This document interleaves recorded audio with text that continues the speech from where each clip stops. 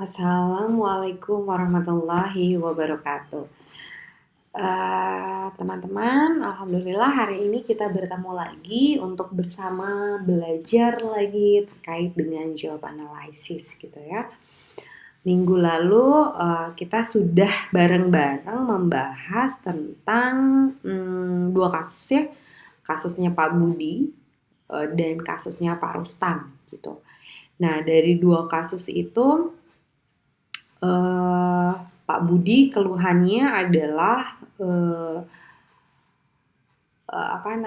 karyawannya tidak mandiri gitu ya, dapat keluhan dari manajer kalau karyawannya katanya tidak mandiri. Sedangkan kalau Pak Rustam ada keluhan dari direkturnya bahwa ini orang-orang pada dikirim training tapi kok kinerjanya nggak pada meningkat ya gitu ya. Jadi ada dua keluhan di situ.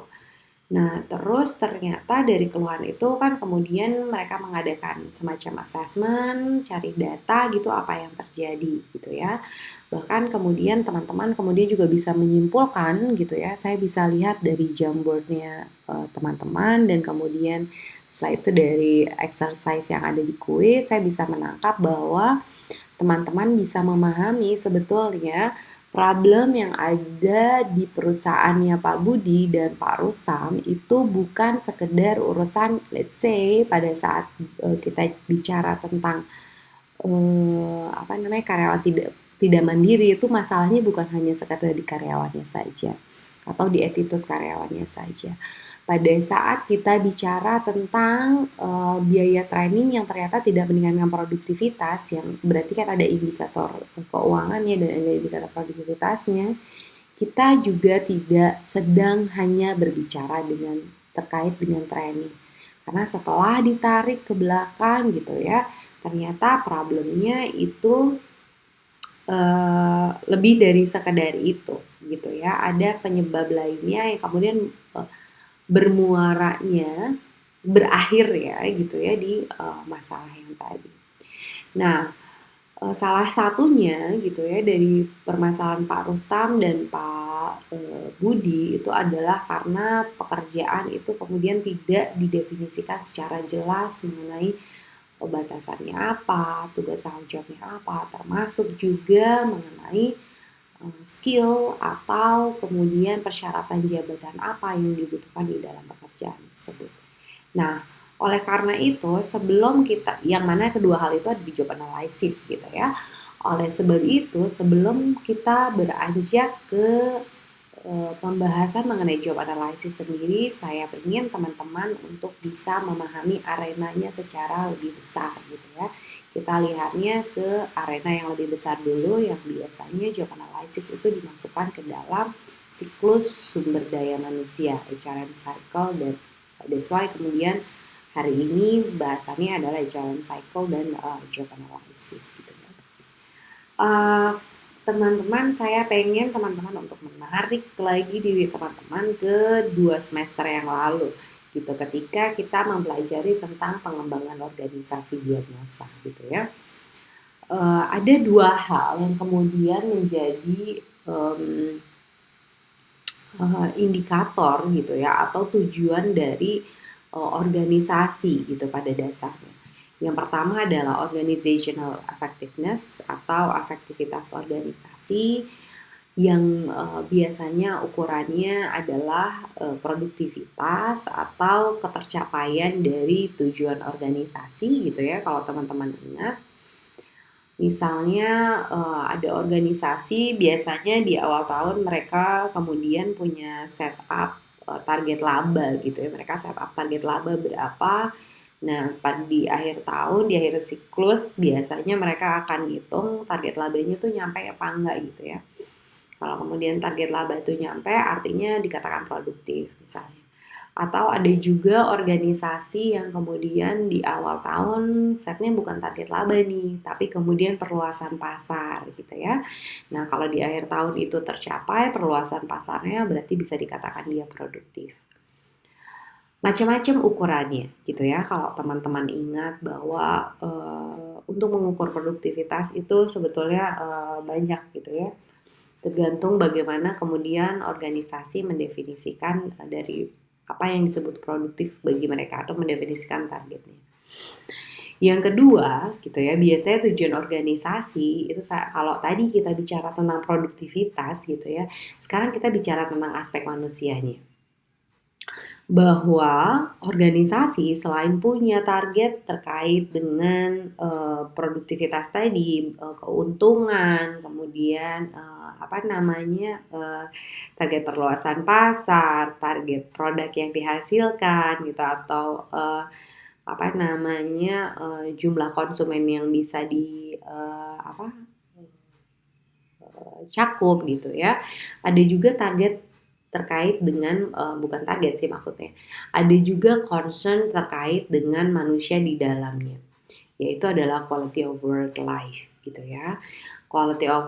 Jadi organisasi itu harusnya pada saat dibangun itu orientasinya bukan cuma cari untung toh, tapi juga gimana sih caranya supaya karyawan-karyawan yang bekerja di dalamnya kemudian merasa bahagia, merasa sejahtera gitu ya. Itu juga sangat penting sekali gitu ya. Ukuran-ukurannya apa gitu ya. Kalau quality of work life banyak ukurannya. Misal terkait dengan kepuasan pekerja, kemudian terkait dengan indeks work life harmonious atau work life balance-nya dia di dalam organisasi seperti apa. Bahkan hal-hal yang seperti indeks kesehatan atau indeks K3 ya, kesehatan keselamatan kerjanya. Keselamatan kesehatan kerjanya itu seperti apa gitu ya. Nah, itu juga part dari quality of work life.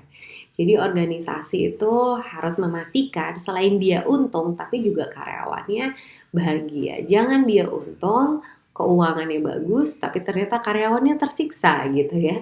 Itu artinya organisasi sebetulnya belum bisa mencapai tujuannya, karena bagaimanapun organisasi itu terdiri dari orang-orang ya. Kalau teman-teman kemudian balik lagi ke filosofi dasar terkait dengan organisasi, bahwa sebetulnya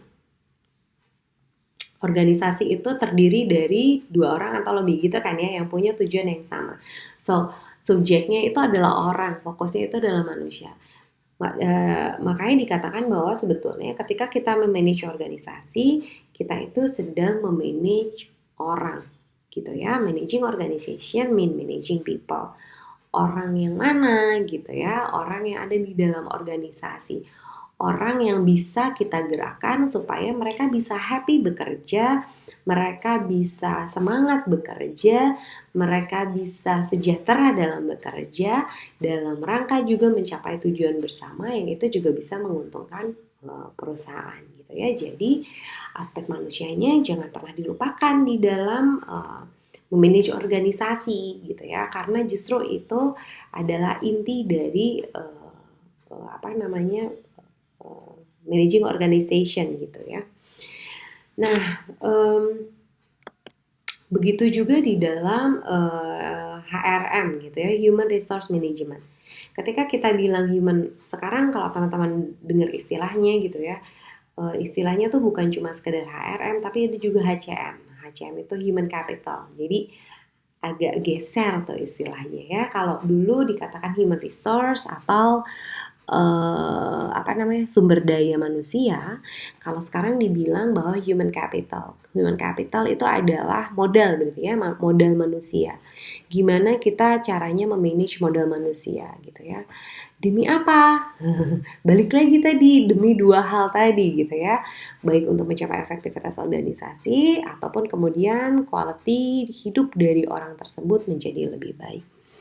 Nah, kalau teman-teman nanti search di Google atau teman-teman buka buku gitu ya, buku HRM apa saja, itu akan menemukan berbagai macam siklus gitu ya. Nggak usah bingung gitu ya, nggak usah bingung kok siklusnya beda-beda ya Bu antara satu dengan yang lain gitu ya. Nggak usah bingung dulu, tapi coba nanti dijejerin, kemudian teman-teman compare gitu ya. Rata-rata sebetulnya walaupun kemudian gambarnya beda-beda, itu siklusnya ada hal yang sama yang bisa ditarik. Ini karena kayak yang seperti ini Ini dari bukunya Noe et al. Yang sudah saya share juga ke teman-teman. Jadi kalau di sini strategic HRM-nya mereka pakai istilahnya yang diawali oleh analyze, design, over. Jadi menganalisa desain dari pekerjaan. Kemudian ada HR planning-nya. Jadi merencanakan sumber dayanya gitu ya. Kalau tadi pekerjaannya atau jabatannya sekarang orangnya gitu ya, memplanning orangnya. Nah setelah memplanning orangnya baru nanti ada rekrutmen dan kemudian seleksi gitu ya. Ada pekerjaannya, ada kursinya, kemudian didesain HR planning orangnya ke depan mau berapa banyak, kemudian requirement-nya mau seperti apa gitu ya, berdasarkan tadi. Habis itu baru direkrut berdasarkan HR planning dan job analysisnya. Habis itu diseleksi. Nah setelah seleksi ada yang masuk, habis itu orang yang masuk itu supaya bisa benar-benar fit sama organisasi, dia juga di-develop gitu ya, karena bisa jadi yang masuk itu belum tentu pas banget requirement-nya gitu ya. Kemudian habis itu kinerjanya di-manage, digaji tentu saja gitu ya, karena salah satunya biasanya orang orientasinya pada saat bekerja adalah untuk mencari penghidupan gitu. Kemudian di-manage kinerjanya supaya baik, kemudian juga di-manage relationnya antara employee sama organization. Makanya ada yang disebut dengan employee relation. Dan itu membawa ke satu hal lagi-lagi tadi, company performance. Yang mana company performance itu sebetulnya adalah function dari tadi tuh organization effectiveness sama quality of work life dari karyawannya. Nah, kalau ini dari bukunya Mondi, teman-teman gitu ya. Kita juga pakai buku Mondi ini pada saat di POI kalau nggak salah gitu ya. Kalau teman-teman cari gimana sih siklusnya? Nah, siklusnya tuh kayak gini. Dimulai dari staffing gitu ya. Namanya staffing kalau dia pakai istilahnya, yang isinya itu sebenarnya hampir sama deh. Coba dilihat ya. Ini kan tadi analyze, work and design ya, kalau di NOE gitu ya. Kalau di sini namanya job analysis gitu. Kemudian HR planning sama, recruitment sama, selection sama. Ini isinya staffing gitu ya. Kemudian dia di-develop gitu ya, di-develop, ada training development sama ada career planning. Di sini habis itu mereka masuk ke siklus kompensasi gitu ya. Digaji, dikasih bonus ya, diatur maksudnya ya, bukan digaji dikasih bonus, malah diatur bagaimana sistem kompensasi, benefitnya, reward and benefit. Kemudian di manage gitu ya, keamanan dan kesehatannya. Kemudian juga di manage juga hubungannya, employee and labor relation, ada hubungan industrial di situ, dan kemudian juga di manage kinerjanya gitu ya, sampai nanti dia termination atau pensiun. Nah, kalau teman-teman lihat siklusnya itu sebetulnya hampir sama semuanya. Prinsip dasarnya adalah sama. Jadi di awal di planning gitu ya, mulai dari planning pekerjaan, planning jabatannya, kemudian diisi, habis diisi di-develop diberi reward atau kompensasi, habis itu dia dikembangkan, habis itu hubungannya di manage gitu ya. Dan kemudian kinerjanya juga di manage gitu. Nah, hal yang menarik kalau teman-teman lihat nih, biasanya gini ya teman-teman. Saya selalu bilang bahwa bagan gitu ya, atau gambar terutama, itu tuh punya makna sebetulnya. Nggak asal digambar aja, nggak asal biar bagus aja gitu ya. Kalau teman-teman lihat di sini, ini kan satu arah gini ya teman-teman ya, dan nempel satu sama lain. Artinya yang ini jadi basis yang ini, kemudian jadi basis yang ini, dan seterusnya. Pun yang ini sama, coba teman-teman lihat. Ini dari staffing, ini staffingnya di sini. Di sini udah nyambung lagi nih human resource development. Di sini udah nyambung lagi nih compensation. Di sini udah nyambung lagi nih. Jadi antara safe and healthy itu juga nyambung di antara dua hal ini, gitu. Dan seterusnya yang lain juga sama. Nah, gambar ini tuh punya makna bahwa sebetulnya siklus itu tuh saling bertalian satu sama lainnya. Gitu ya, saling berhubungan satu sama lainnya. Maka ketika kita mempelajari job analysis gitu ya, pada hari ini gitu ya, pada materi ini, pada kuliah ini, itu teman-teman tidak bisa melepaskan begitu saja dari sistem-sistem lainnya di dalam HRM, di dalam HCM. Karena semua fungsi di dalam HRM itu sebetulnya highly interrelated katanya. Saling berhubungan satu sama lainnya gitu. Jadi tidak bisa dilepaskan. That's why gitu ya. Problemnya Pak Budi di kasus yang lalu itu ternyata salah satunya walaupun walaupun kemudian kita kelihatan problemnya itu adalah kelihatan problemnya attitude-nya karyawan nih. Tapi ternyata setelah diulik-ulik ke belakang gitu ya, problemnya bukan cuma itu aja gitu, tapi juga terkait dengan bagaimana desain pekerjaannya misalnya gitu, desain jabatannya gitu ya. Begitupun dengan Pak Rustam, walaupun masalahnya di training, ternyata yang harus diuat out gitu ya, yang harus didesain lagi itu bukan cuma sekedar desain trainingnya mulai dari analisis kebutuhan sampai eksekusi, tapi bahkan juga harus dilihat lagi nih, ini basisnya bikin training apa nih gitu ya, harusnya job analysisnya gitu ya, udah pas apa belum? Sebelum udah pas apa belum, udah ada apa belum gitu. Nah, itu yang harus dilihat dulu gitu ya. Nah, dari situ kita kemudian bisa lihat bahwa semua fungsi di dalam HRM itu pada dasarnya itu interrelated satu dengan yang lainnya. Saling berhubungan erat. Bahkan problem di analisa jabatan itu bisa menyebabkan problem di tempat lain. Misal di sini, teman-teman bisa lihat ini staffing ya. Di staffingnya sendiri aja, misal job analisisnya atau HR planningnya nggak baik nih, atau belum ada nih job desk sama job spec-nya. Apa yang terjadi dengan rekrutmennya? Gitu ya. Dasar apa yang akan dibuat? Dasar apa yang akan dipakai gitu ya dalam melakukan rekrutmen? Kalau kita masih belum bisa mendefinisikan pekerjaan, misalnya let's say saya mau bikin toko, terus saya bilang saya mau rekrut kasir nih, gitu ya. Tapi belum ada nih pendefinisian kasir itu kerjanya apa, dari mana sampai kemana. Yang kita tahu kan selama ini kasir itu ya cuma nerima duit, duduk gitu ya kan, ada orang transaksi duduk. Tapi apakah kemudian di toko kita mau seperti itu? Gitu ya, misalnya gitu. Oh enggak sih, aku maunya dia mulai dari terima barang, masukin barang-barang dicatat gitu ya, kalau nggak diinput di dalam komputer sih berbeda. Sedangkan di toko lain ya cuma duduk, terima duit, ngitung duit, dan seterusnya. Gitu ya.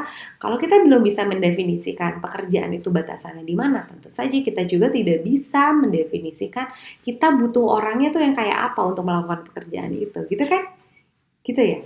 Nah, otomatis pas waktu mau merekrut kita bakalan bingung tuh. Sebentar. Butuhnya yang kayak apa ya? Ada orang datang nih, dua-duanya. Yang satu lulusan D3 akuntansi, yang satu lulusan SMA akuntansi gitu. Wah, ini sama-sama akuntansi nih. Saya ambil aja deh yang D3 akuntansi. Apakah kemudian itu cocok? Belum tentu. Coba dilihat lagi deh jenis pekerjaannya. Karena lagi-lagi kalau kita memilih yang menurut kita paling baik itu belum tentu cocok ya. Wah, ini analoginya jadi kayak jodoh gitu ya. Misal gini ya teman-teman. Let's say saya mau buka jabatan ini, saya mau yang ekstrim aja deh kasih contohnya. OB gitu, office boy gitu ya. Kalau tadi kan agak kasir gitu ya, office boy. Habis itu datanglah kepada teman-teman gitu ya, yang kita belum definisi nih office boy di kantor kita kerjaannya mau kayak apa, requirementnya perlu kayak apa gitu ya, job desk job spec-nya belum definisi. Datanglah sama kita apply gitu. Apply kemudian dia yang satu lulusan apa mas? Lulusan SMA. Oke.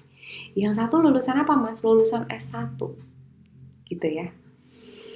Kalau teman-teman jadi bosnya mau milih yang mana kira-kira? Saya sih mau milih yang mana ya? Gitu ya. Bingung pada saat belum ada job desk dan job spec-nya. Beda kalau kita kemudian udah ada job desk dan job spec-nya. Misal kalau job desk-nya hanyalah membersihkan ruangan, beliin kopi, beliin sarapan gitu ya, dan seterusnya. Teman-teman bayangin nggak kalau misalnya yang lulusan S1 tadi kita terima ya, dia butuh duit sih. dia butuh buat hidup sih, tapi kita terima dia. Apa yang terjadi? Bisa-bisa dia bosan sama pekerjaan itu, gitu ya. Karena kemudian dia over specify gitu ya. Jadi lebih itu dari spesifikasinya pekerjaan itu atau jabatan itu. Akibatnya apa? Akibatnya ya bisa jadi ke quality of work life. Oh, balik lagi tuh kayak yang tadi. Dia nggak happy sama pekerjaannya, dia nggak puas sama pekerjaannya, dia murung, dia kesel kalau sampai rumah. Akibatnya apa? Akibatnya biasanya kayak gitu gampang sakit. Akibatnya apa? Akibatnya mungkin gelas yang buat dia bikin kopi itu gampang pecah karena dia stres ngerjainnya gitu. Karena dia over spesifikasi. Maka yang dikatakan di dalam rekrutmen seleksi kalau nggak diterima tuh, kalau saya selalu bilang nggak usah sedih, husnuzon aja, mungkin kita mau lebih spesifikasi gitu. Walaupun nggak boleh gitu terus-terusan ya, nanti kepedean gitu. Tapi teman-teman bisa lihat gitu ya bahwa di staffing sendiri aja, misal kita pakai siklusnya Mondi itu satu dengan lain tuh interrelated gitu ya, hubungannya tuh sangat erat. Bisa jadi problem di satu hal itu adalah penyebabnya karena belum tuntasnya atau belum baiknya sistem di tahapan yang sebelumnya gitu ya.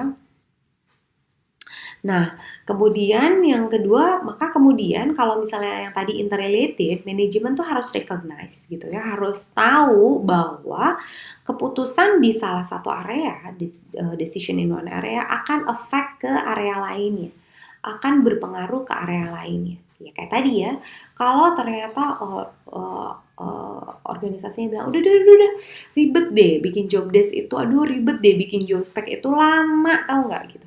Udahlah kita langsung rekrutmen dan seleksi deh biar praktis. Apa yang terjadi? Yang terjadi yang tadi tuh, anak S1 kita angkat jadi OB gitu. Akibatnya apa ya tadi? Akibatnya panjang banget ke belakangnya gitu ya. Mungkin angka gelas pecah jadi banyak gitu ya. Kemudian orangnya juga jadi nggak happy, orangnya sakit-sakitan. Kalau orangnya sakit-sakitan, misalnya biaya kesehatan di tengah organisasi juga nambah kos sebetulnya secara keuangan. Itu ngaruhnya banyak banget ya kalau dipikir-pikir ya. Bukan cuma di sistem HRM-nya aja, tapi bahkan di keuangannya tuh gitu. Kebayang nggak teman-teman gitu? Itu bahkan bisa performance keuangannya dikit-dikit gitu ya bisa tercerabut gitu ya karena kemudian gelas pecah beli lagi gelas gitu ya. Mending kalau gelas doang pecah ya, misal dia ngelamun habis itu coffee makernya rusak gitu ya dan seterusnya.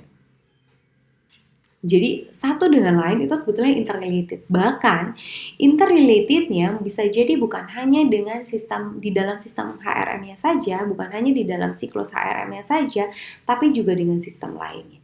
Itu yang kemudian harus dipertimbangkan atau harus dikenali, direcognize oleh pimpinan atau pemegang keputusan. Gitu ya. That's why orang HRM itu tidak hanya harus mengerti terkait dengan HRM-nya saja, tapi juga harus mengerti scope yang jauh lebih besar tentang bagaimana sih manajemen strategik di organisasi misalnya. Seperti itu, karena keputusan apapun akan berpengaruh kepada area lainnya. Gitu. Nah, saya akan coba membuatkan pemahaman dari tahap ke tahap terkait bagaimana sih posisi job analysis di dalam siklus HRM gitu ya. Bagaimana hubungannya antara satu dengan yang lainnya gitu. Bagaimana kemudian HRM itu menjadi salah satu sistem yang punya pengaruh besar terhadap keberhasilan manajemen sumber daya manusia atau punya pengaruh besar terhadap keberhasilan organisasi dalam mencapai tujuannya atau dalam mencapai target performance-nya. Kita akan lihat ya teman-teman ya. Nah, ini kan ya, wow, gitu. Bahwa sebetulnya gitu ya, target organisasi itu biasanya itu terdiri dari target direktorat, divisi, itu terserah lah di dalam struktur mereka membaginya seperti apa gitu ya. yang pada intinya adalah sebetulnya target perusahaan tuh secara sederhana kita bisa katakan bahwa itu adalah kumpulan dari pencapaian targetnya setiap jabatan atau setiap individu. Gitu ya, teman-teman bisa lihat seperti ini. Nah, kemudian ini tuh comes-nya, ini datangnya dari mana gitu ya, pencapaian target itu datang dari mana? Kita akan lihat. Oh, gitu ya. Itu datangnya dari acuannya adalah target yang ditetapkan oleh sistem manajemen kinerja atau performance management.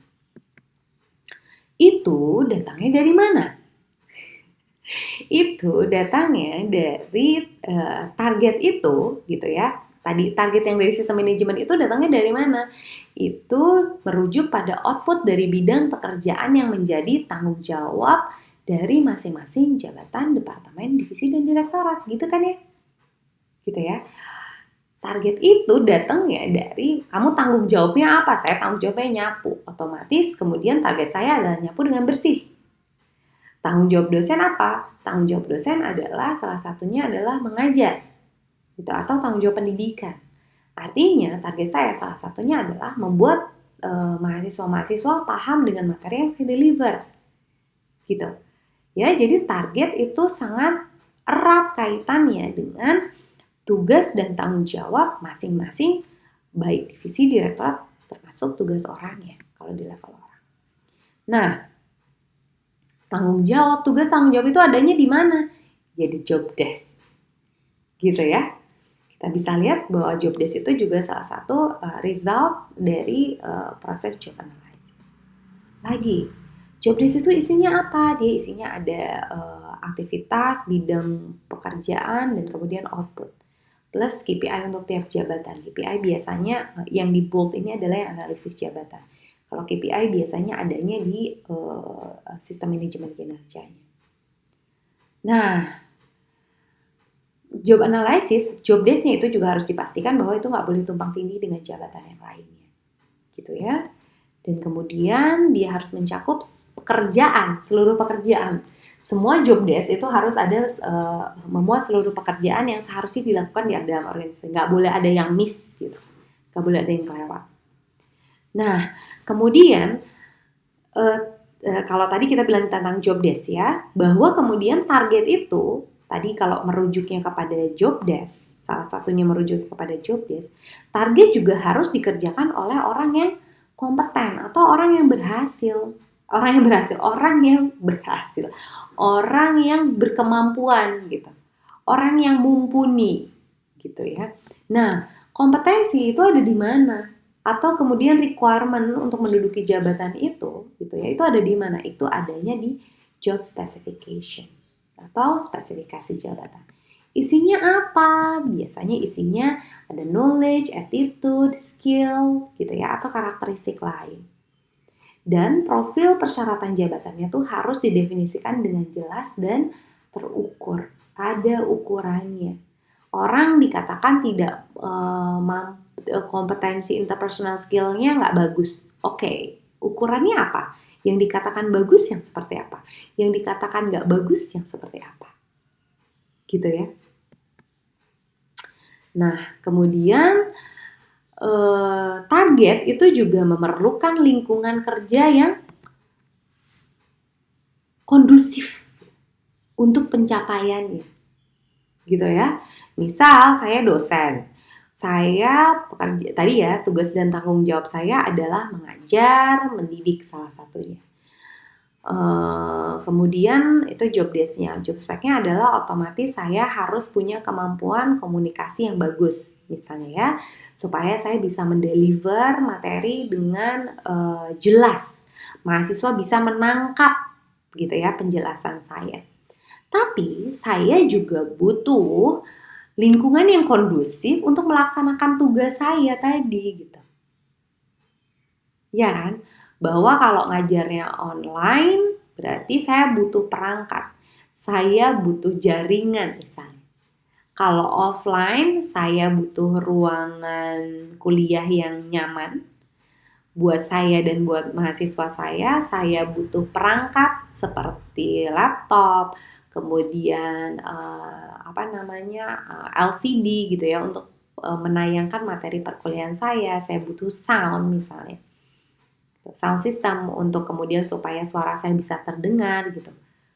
Karena seberapa kompeten pun saya misalnya dalam mendeliver materi, kalau kemudian lingkungan kerjanya tidak kondusif dan tidak mendukung untuk saya mencapai melakukan tugas saya gitu, maka target saya tidak akan pernah tercapai sampai kapanpun. Misalnya gitu ya, saya mau ngajar tapi saya nggak punya laptop, saya nggak punya jaringan, susah kan gitu ya. Gitu. Nah, kira-kira seperti itu. Nah, lingkungan kerja ini itu juga salah satunya didefinisikan di job analysis. Menjadi salah satu result dari job analysis. Seperti itu, teman-teman. Setelah ini nanti teman-teman bisa mengisi form yang saya share di e-learning untuk mengecek apakah kemudian teman-teman bisa memahami materi pembelajaran kita pada hari ini. Terima kasih banyak telah menyimak. Semoga teman-teman selalu sehat dan diberkahi oleh Allah Subhanahu wa taala. Terima kasih, sampai ketemu lagi di kuliah selanjutnya. Assalamualaikum warahmatullahi wabarakatuh.